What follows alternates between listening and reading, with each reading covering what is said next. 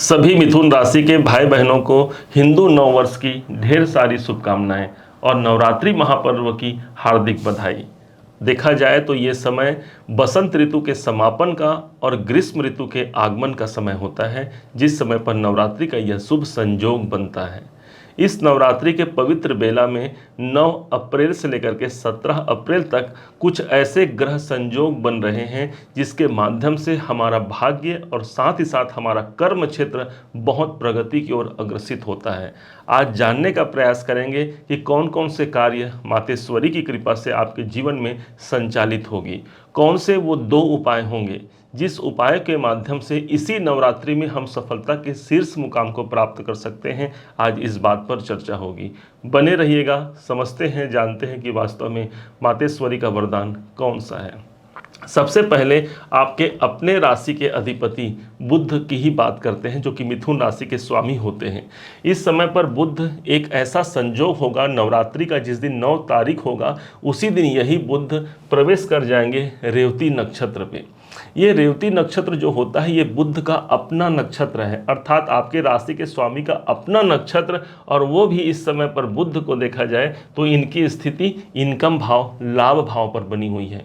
Income के दृष्टिकोण से एक बहुत अच्छा संयोग इसे आप मान सकते हैं। कोई बड़ा लाभ का अवसर इसी समय पर आपको प्रदान करते हुए, इसका बेस बनाते हुए आपको आगे तक ये क्रियान्वित करेगी मातेश्वरी। एक ऐसा वरदान आपके लिए है जो इनकम भाव पर बुध बैठे हैं और अपने ही नक्षत्र पर होने के कारण इनकी बढ़ोतरी ज़्यादा हो जाती है। यही बुध आपके जीवन में चतुर्थ भाव के भी अधिपति बनते हैं, अर्थात प्रॉपर्टी से जुड़े हुए कोई कार्य आपके सिद्ध हो सकते हैं। प्रॉपर्टी खरीदना या बेचना, इससे जुड़े हुए यदि आप व्यवसाय में हैं तो ये समझिए ये समय आपके लिए बहुत अधिक लाभकारी समय है। साथ ही साथ ये चतुर्थ भाव के स्वामी एकादश भाव पर जब होते हैं, इस समय पर प्रॉपर्टी खरीदी जो करने वाले हैं उनके लिए एक अच्छा बेहतर समय निकल करके सामने जरूर आएगा, या कुछ ऐसा निर्णय तो जरूर ले सकते हैं जिसमें आपको लाभ दिखे। बुध को व्यापार का प्रतीक माना गया है, इसलिए व्यापारिक जीवन को भी ये उन्नत बनाने का भरपूर प्रयास करेंगे आपके जीवन में। दूसरे तरफ से समझा जाए तो ठीक 13 अप्रैल का दिन होगा, इसी नवरात्रि के बीच का समय होगा 13 अप्रैल, जिस दिन शुक्र भी रेवती नक्षत्र पर प्रवेश करेंगे। ये कोई आम बात नहीं होगी। शुक्र भी मिथुन राशि के योग कारक ग्रहों में इनकी गिनती होती है और यही शुक्र आपके पंचमाधिपति बनते हैं, अर्थात कोई इच्छित कार्य आपके पूरे होंगे। इस समय पर संतानों से जुड़े हुए कोई कार्य पूरे हो सकते हैं, उनके तरफ से कोई गुड न्यूज़ हमें प्राप्त हो सकता है। क्रिएटिविटी आपका माइंड होगा। इस समय पर लिया गया निर्णय आपके आने वाले कल को निर्धारित करेगा और जिसमें सफलता और बहुत कुछ निकल करके इसमें सामने आता है। शुक्र की स्थिति देखा जाए तो इस नवरात्रि के दरमियान ये जब बुध के नक्षत्र पर प्रवेश करेंगे, रेवती नक्षत्र पर, तो बुध ऑलरेडी इनकम भाव पर है, अर्थात सोचे हुए कार्य से मुझे इनकम मिलने की प्रबलता हो जाएगी। शुक्र स्वयं देखा जाए तो ये आपके दसम भाव पर है और वो भी उच्च स्थिति पर है। कैरियर में, नौकरी में, व्यापार में इस समय पर एक नई प्रगाढ़ता, एक नई ऊंचाइयों को आप प्राप्त करते हैं। ये सर्वाधिक उपयुक्त समय रहेगा जहां पर मां शेरों वाले की कृपा आप पर विशेष बरस रही है, आप ऐसा मान सकते हैं। अगला सबसे बड़ा जो ट्रांजिट होगा वो होगा ग्रहों के जो राजा माने जाते हैं भगवान सूर्य। ये सूर्य भगवान 13 अप्रैल का वो दिन होगा इसी नवरात्रि के मध्य में, जिस दिन मीन राशि को छोड़ करके मेष राशि में प्रविष्ट होंगे, अर्थात आपके राशि से इनकम भाव, लाभ के भाव में सूर्य भगवान भी चले जाएंगे। अब इनका जाना, जब ये एक घर आगे जाते हैं तो सूर्य के साथ में यहाँ पर गुरु भी यहाँ पर विद्यमान हो गए। सूर्य जिस स्थान पर जाते हैं उस स्थान को जागृत करते हैं, अर्थात लाभ के मार्ग यहाँ पर प्रशस्त होते हैं। लोगों से जुड़कर, लोगों से मिलकर आप अपने आप को ज़्यादा अच्छा महसूस करेंगे और वहाँ से आपको लाभ निकल करके आएगा। ये एक ऐसा समय है कि मेरी कोई भी इच्छा है, मेरे कोई भी ख्वाब हैं, उन ख्वाबों में मुझे पंख लगेगा और उसकी प्राप्ति इस समय पर सर्वाधिक महत्वपूर्ण होती है, क्योंकि कोई भी ग्रह जब इनकम भाव पर हो उसके इनकम की वृद्धि निश्चय होती है, और वो भी कोई नॉर्मल नहीं बल्कि उच्च के होंगे सूर्य भगवान। ये एक विशेष प्रभाव हो गया। यही सूर्य देखा जाए तो आपके तीसरे घर के मालिक हैं, हो सकता है इस समय कोई यात्रा कर सकते हैं। इस नवरात्रि का प्रभाव इस समय तो बना ही रहेगा, परंतु काफ़ी लंबे समय तक इसका प्रभाव होता है। अर्थात एक बार जब हमने कोई बीज डाल दिया तो उसका पौधा निकल गया और अंत में हमें उसका फल भी प्राप्त होता है। ये एक समय है नवरात्रि का, गुप्त रहस्यों को, गुप्त जो विद्याएं हैं उसको जानने का यह समय है। आपके लिए ये सब प्राप्त होगा इसी नवरात्रि के समय पर। विशेष बात तो तब होगी जब डेट आता है अष्टमी तिथि का।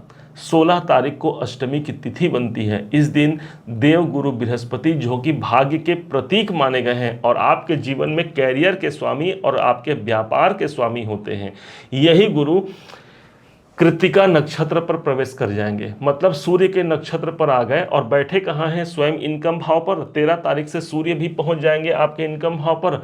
बहुत अधिक लाभ, बहुत अधिक प्रगति का ये दौर माता रानी की कृपा से आपको मिलने वाला है, आप ऐसा जान सकते हैं।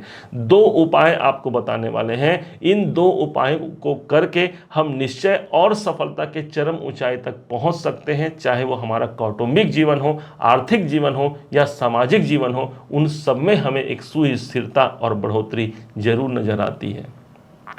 उपाय होंगे, सबसे प्रथम उपाय हम लॉजिकल दृष्टिकोण से देखते हैं तो मंगल को देखिए, क्योंकि मंगल को माना गया है शक्ति, माना गया है मंगल को।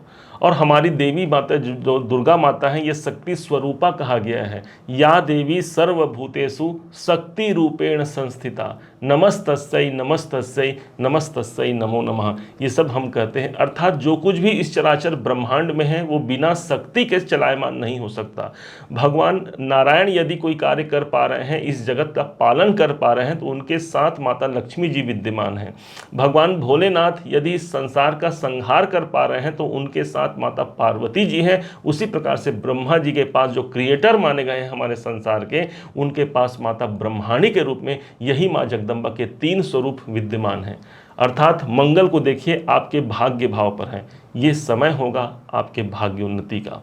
मंगल की दृष्टि पड़ रही है, 8वीं दृष्टि पड़ेगी सीधे केतु पर। केतु को धर्म ध्वजा कहा गया है। एक ऐसा ध्वजा केतु के पास है जिसके माध्यम से हम सफलता का एक सेहरा अपने सिर पर बांधते हैं। इन दोनों को जोड़ लिया जाए तो केतु के पास ध्वजा है और मंगल के पास लाल रंग है, जो कि देवी का प्रतीक माना गया है। हिंदू नववर्ष का जब प्रारंभ होता है 9 तारीख को, उसी दिन अपने घर पर एक लाल ध्वजा जरूर लगाइए। इससे न सिर्फ आपके हिंदुत्व की प्रगति होती है, बल्कि इस कॉम्बिनेशन को जो नवरात्रि के समय पर बनी हुई है उसको भी हमने आत्मसात कर लिया और वहां से इनकम या लाभ हमें निकल करके काफी प्रबलता से सिद्ध होगी, क्योंकि भाग्य भाव पर मंगल विद्यमान है।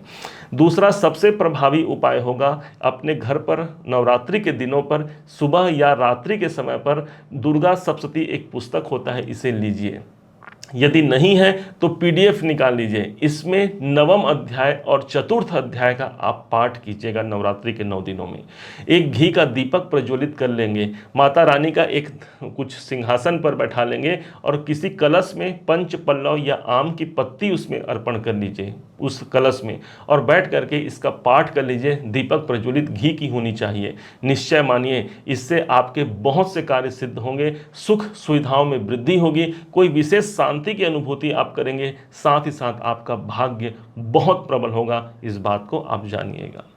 उम्मीद है आप सबने इसे समझा है, आप सबने इसे जाना है। यदि आपने इसे समझा है, जाना है, मेरे समझाने का प्रयास यदि आपको सार्थक लगा हो, मेरे समझाने का तरीका यदि आपको सार्थक लगा हो, तो हर बार की भांति इस बार भी अपना प्यार भरा लाइक और कमेंट करना कभी मत भूलिएगा। बहुत मोटिवेशन मिलता है हमें कि हमने अच्छा कार्य किया है और मिथुन राशि ने उसे सराहा है। और हाँ, यदि अभी तक आपने चैनल को सब्सक्राइब नहीं किया है, सब्सक्राइब जरूर कीजिएगा। पुनः एक बार फिर आप सभी का दिवस बहुत मंगलमय हो, इन्हीं शुभकामनाओं के साथ। जय माता की, जय श्री राम।